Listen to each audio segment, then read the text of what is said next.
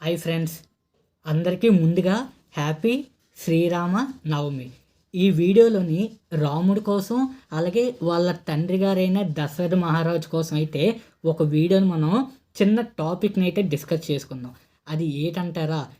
కైకేయి కోసం మీకు అందరికీ తెలిసిందే. కైకేయి వల్లే మన రాముడైతే అరణ్యవాసానికి వెళ్ళడం అయితే జరుగుతుంది. కానీ రెండు కారణాల వల్ల అయితే మన రాముడు అన్నాడు అరణ్యవాసానికి అయితే వెళ్ళడం అయితే జరుగుతుంది. ఒకటి కైకేయి వల్ల, రెండు మన దశరథ మహారాజు యువరాజు కింద ఉన్నప్పుడు ఒక ముని వాళ్ళ ఫాదర్ అయితే ఒక శాపం అయితే పెట్టడం అయితే జరుగుతుంది. అది ఇంతకీ ఏ శాపం తెలియాలంటే ఈ వీడియోని ఎక్కడ స్కిప్ చేయకుండా ఎండ దాకా చూడడానికి కొంచెం ట్రై చేయండి. ఇంకా కథ విషయానికి వస్తే, మన దశరథ మహారాజు యవ్వనంగా ఉండేటప్పుడైతే వేటకని ఒకరోజైతే వెళ్తాడు. అలా వెళ్ళినప్పుడు బాణంతో ఒక జింక అనుకొని ఒక మునికైతే తగిలి ఆ ముని అయితే చనిపోవడం జరుగుతుంది. వెంటనే వాళ్ళ పేరెంట్స్ ఆ అరుపు వినైతే వాళ్ళ తల్లిదండ్రులు అయితే వస్తారు. ఆ ముని యొక్క తల్లిదండ్రులు దశరథ మహారాజుకి ఒక శాపం పెడతాడు. పుత్ర శ్లోకం అంటే పుత్రుడు అంటే తను ఎలాగైతే నా కొడుకు చనిపోయి నేను ఎంతైతే బాధపడుతున్నానో నీ కొడుకు కూడా అలా దూరం అయ్యి నువ్వు అంత బాధపడి నువ్వు కూడా అలాగే చనిపోతావు అని అయితే శాపం అయితే పెట్టడం అయితే జరుగుతుంది. అందుకే మన రాముడు అరణ్యవాసానికి వెళ్ళిన కొన్ని రోజుల్లోనే మన దశరథ మహారాజు గారు అయితే అంటే ఆ బాధతోనైతే చనిపోవడం అయితే జరుగుతుంది. ఇది చాలామందికి అయితే స్టోరీ అనేది చాలామందికి అయితే తెలీదు.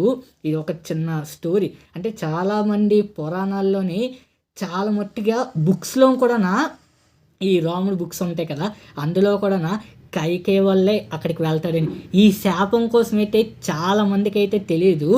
ఇది ఒక శాపం. ఆ శాపం వల్ల ఎప్పటికైనా చనిపోతాడు దశరథ మహారాజు. అంటే రాముడి వల్లే చనిపోతాడు.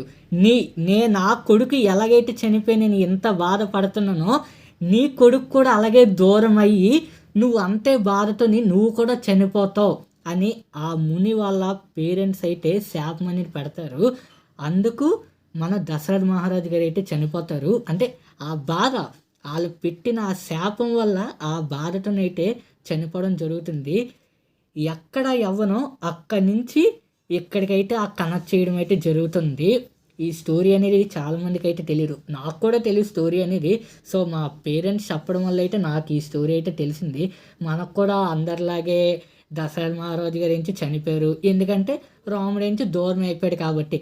ఆ దూరం అవ్వడానికి కారణం ఆ చిన్నప్పుడు తనకి ఒక ముని వాళ్ళ తల్లిదండ్రులు పెట్టిన శాపం వల్ల ఇదంతా అయితే మనకి స్టోరీ అంతా అయితే జరుగుతుంది.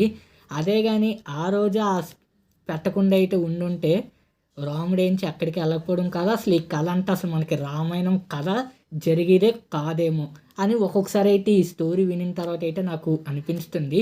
ఇది ఒక దశరథ మహారాజు గారిది అయితే ఇది ఒక చిన్న స్టోరీ అనుకోవచ్చు. That's all guys. ఇలాంటి మరెన్నో ఇంట్రెస్టింగ్ టాపిక్స్ కోసం ఇప్పుడే మన ఛానల్ మీరు సబ్స్క్రైబ్ చేసుకోండి. బై ఫ్రెండ్స్, అందరికీ హ్యాపీ శ్రీరామనవమి శుభాకాంక్షలు.